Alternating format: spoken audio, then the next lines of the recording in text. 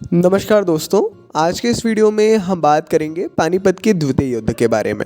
चूँकि प्रथम युद्ध का जो वीडियो है वो हमारे द्वारा बनाया जा चुका है ऑलरेडी, उसको भी आप देख सकते हैं, है ना। चैनल पर अपलोडेड है, श्रृंखला है। मैं ये चाहूँगा पहले आप प्रथम युद्ध देखें, उसके बाद द्वितीय युद्ध देखें, तृतीय युद्ध भी जल्दी आ जाएगा, शायद आ गया हो तो अच्छी बात है। आपके सिलेबस में एक इम्पॉर्टेंट रोल है इस टॉपिक का भी, प्लीज़ अच्छे से इसको जो है समझने का प्रयास करें। सबसे पहले युद्ध के बारे में। पानीपत का द्वितीय युद्ध 5 नवंबर 1556 को उत्तर भारत के हिंदू शासक सम्राट हेमचंद्र विक्रमादित्य, हेमू है ना, जो इनका लोकप्रिय नाम है हेमू, और अकबर की सेना के बीच पानीपत के मैदान में लड़ा गया था। अकबर के सेनापति खान जमान और बैरम खान के लिए यह एक निर्णायक जीत रही। जीत क्या थी?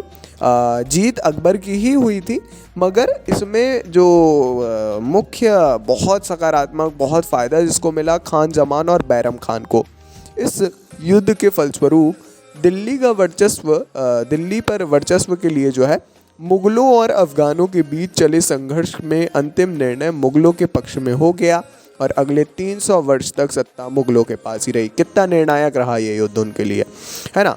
तो सम्राट हेमचंद्र जो थे या हेमू, दिल्ली का अंतिम हिंदू सम्राट था जिसने दिल्ली के लिए युद्ध में अकबर और हुमायूं की सेना को हराया था।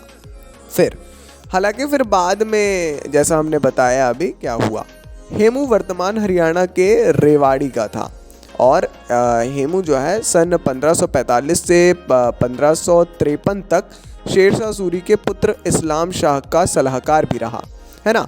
और कहीं ना कहीं अपने अनुभव और अपनी कई सारी जो सकारात्मक उनकी बातें हैं उनके साथ में काफ़ी समय तक, काफ़ी तो नहीं मगर हाँ फिर भी उसने जो है 1553 से 1556 के दौरान इस्लाम शासक के महामात्य मतलब प्राइम मिनिस्टर और इस्लाम शाह के सेना नायक के रूप में भी अपनी महत्वपूर्ण भूमिका निभाई थी। और इस दौरान उन्होंने कुल 22 युद्ध जीते जो कि सूरी शासन के विरुद्ध अफगान विद्रोहियों के विद्रोह को समाप्त करने के लिए लड़े गए थे।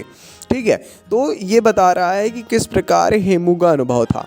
और फिर जो है अंतिम हिंदू सम्राट थे ये दिल्ली के, चूँकि फिर युद्ध में जो द्वितीय पानीपत का युद्ध था उसमें हार इनको मिली थी, है ना।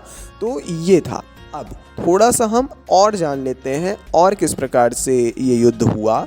अकबर और उसके संरक्षक बैरम खान ने युद्ध में भाग नहीं लिया तथा वह युद्ध क्षेत्र से 5 कोस मतलब करीब 8 मील दूर तैनात थे। बैरम खान ने 13 वर्षीय बाल राजा को व्यक्तिगत रूप से युद्ध के मैदान में उपस्थित होने की अनुमति नहीं दी। इसके बजाय उसे जो है 5000 अच्छी तरह से प्रशिक्षित और सबसे वफादार सैनिकों के एक नए विशेष गार्ड के साथ सुरक्षा प्रदान की गई थी। और मतलब सुरक्षा चूँकि बहुत इम्पोर्टेंट था वो, और वह युद्ध के मैदान में एक सुरक्षित दूरी पर तैनात थे। होना आवश्यक है मगर फ्रंट पे नहीं हुआ। मुगलों की एक अग्रगामी सेना की टुकड़ी में 10,000 घुड़सवार होते थे जिसमें से 5,000 अनुभवी सैनिक थे जो हेमू की अग्रिम पंक्ति की सेना से लड़ने के लिए तैयार थे और लड़े, है ना। ये थी इनकी जो टोटल रणनीति थी। तो इसमें जो है बैरम खान का भी एक महत्वपूर्ण रोल रहा। बाकी हेमू ने अपनी सेना का नेतृत्व स्वयं किया। हेमू की सेना 1500 हाथियों और उत्कृष्ट तोप खाने से सुसज्जित थी। हेमू 30,000 की सुप्रशिक्षित राजपूत और अफगान अश्वारोही सेना के साथ उत्कृष्ट क्रम में आगे बढ़ा। युद्ध हुआ, सब हुआ, जीत नहीं पाया। हेमू का भी काफ़ी अच्छा प्रयास बताया जाता है।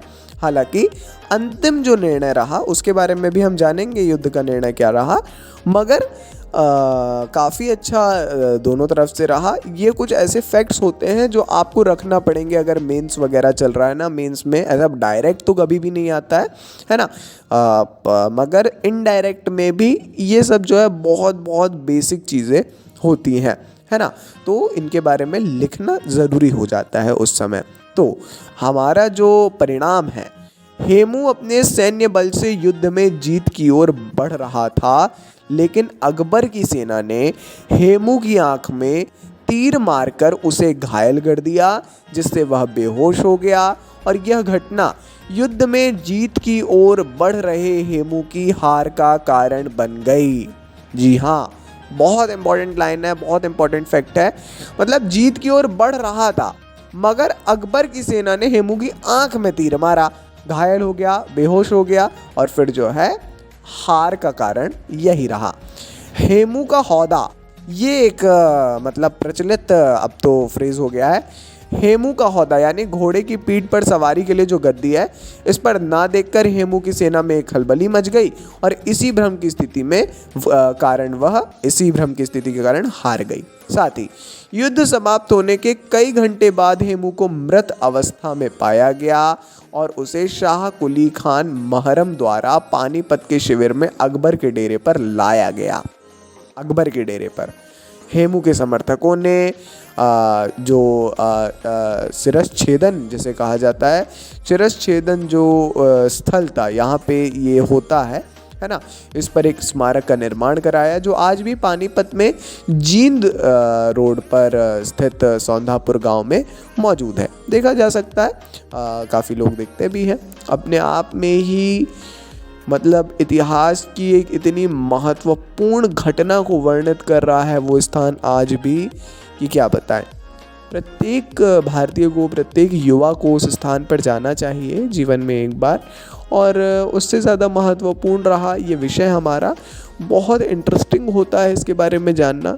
जितना आप डीप में, हिस्ट्री एक ऐसा टॉपिक है, जितना आप डीप में जाएंगे उतना ही जाते जाएंगे। ढेर सारे पीडीएफ्स अवेलेबल हैं, ढेर सारी रिपोर्ट्स अवेलेबल हैं, ढेर सारे आर्टिकल्स अवेलेबल हैं, पढ़िए उनको।